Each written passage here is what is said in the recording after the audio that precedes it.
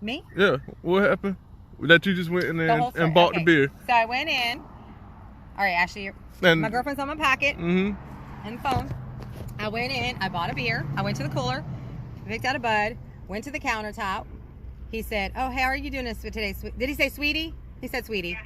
He scanned my beer. Didn't ask me for an ID. I just waited, paid for it, got the receipt, got the bag, and I said, "Okay, may I speak to your manager now?" And he was like, "Uh-oh, why?" And I said, "Can I please just speak?" He's like, "Well, I'm the manager today." And I said, "No, you're store manager." And he was like, "Oh, okay." So he was fumbling around, and he got the phone, and he called her on the store phone. And then the store phone that they don't answer when you call. Yeah, the store phone. And he called her, and he said, "There's a lady here, his wife is here. She wants to talk to you."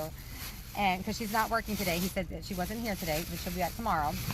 And so I got on the phone. Who will be here tomorrow? Huh? Who will be here tomorrow? Cheyenne, or the room, the store manager. And so I said, I have an issue that I'd like to speak to you about. That I just came through your line. I said my husband was here last night and he was treated very poorly, and it's on video, and I'm pretty sure it's on the store camera. So she proceeded to say that, ma'am, I watched the video at 6 o'clock this morning, and your husband was belligerent. And I said, "No, ma'am, he was not. It was his tone and whatever that is the reason why we called the police." And I said, "Well, your employee didn't even ID me." And she said, "Well, do you look like you're over 40? And I'm like, "I'm not, that's none of your business, but I am 44. And she's like, "Well, then we've been trained that if you look like you're over 40, we don't ask for ID. I said, "So that's bullshit. Because last night there was an old white woman that was checking out with him that didn't get ID'd. So you're saying you're not racially profiling here? Because I believe you are." "Oh, no, ma'am, we're not doing that." I said, "Well, I need your full name because I do plan on taking this to the media. This is not going to stop here. I'm extremely offended." I said, "He is in the military and you do not understand." But remember, company policy too was to scan the ID also. Well, not just ID you, but to also scan it because of this bullshit. So she didn't mention that. I mentioned that. I said, "So where is your sign where you supposedly have to scan ID?" I said, "Is that a North Carolina policy?" She said, "No." "Yes, ma'am, it is." I said, "No.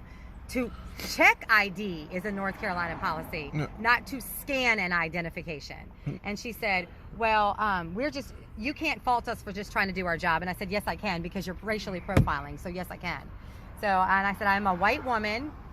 Actually, she must have been about 28 years old. But anyway, and that's crazy. I got her name, she got my name, and I said, "We plan on taking this to the media. This will not stop here because it's absolutely ridiculous that he had to go through this."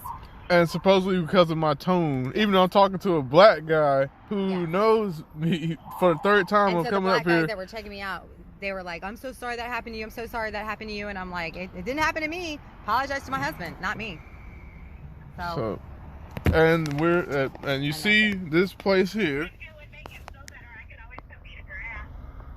That place there, the Circle K on New Bern.